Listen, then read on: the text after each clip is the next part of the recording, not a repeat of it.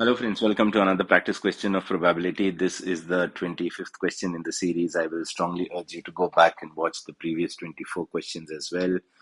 The link to the entire playlist is down there in the description for your reference.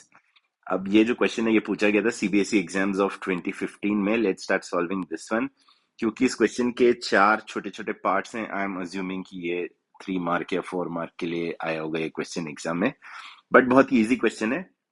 ध्यान रखिएगा कि probability के chapter में सिर्फ एक ही फॉर्मूला है और वो फॉर्मूला है probability of any event is favourable events, count of favourable events divided by total number of events. ये एक ही फॉर्मूला है पूरे प्रोबेबिलिटी चैप्टर में.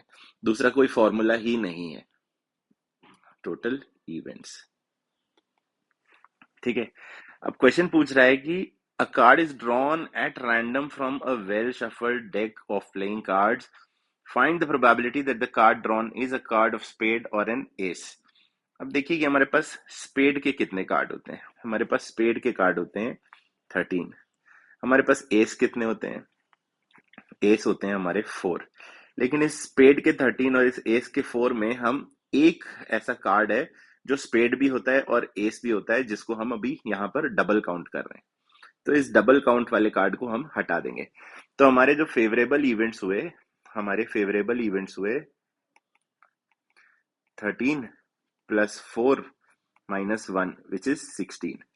अब अगर मुझे इसका प्रोबेबिलिटी निकालना है तो प्रोबेबिलिटी हो जाएगा 16 divided by total number of cards in the deck is 52. तो 16 बाय 52 हो जाएगा. 4 से कैंसिल करेंगे ऊपर नीचे दोनों, तो 4 अपॉन 13. और ये हमारे फर्स्ट पार्ट का आंसर है. अब अगर सेकेंड पार्ट को देखेंगे, सेकेंड पार्ट बहुत ही इजी है. अब ब्लैक किंग. ठीक है. ब्लैक किंग, कितने ब्लैक किंग होते हैं हमारे पास. हमारे पास ब्लैक किंग होते हैं दो होते हैं हमारे ब्लैक किंग. तो अगर इसका हमको आंसर निकालना है तो इसकी प्रोबेबिलिटी हो जाएगी 2 आउट ऑफ 52, जो कि हो जाएगा 1 अपॉन 26. ठीक है. ये सेकेंड पार्ट का आंसर है. अब थर्ड पार्ट देखते हैं. थर्ड पार्ट कह रहा है नीदर अ जैक और नॉर अ किंग. तो हमारे पास होते हैं 4 जैक्स. ठीक है. और ऐसे ही हमारे पास होते हैं 4 किंग्स.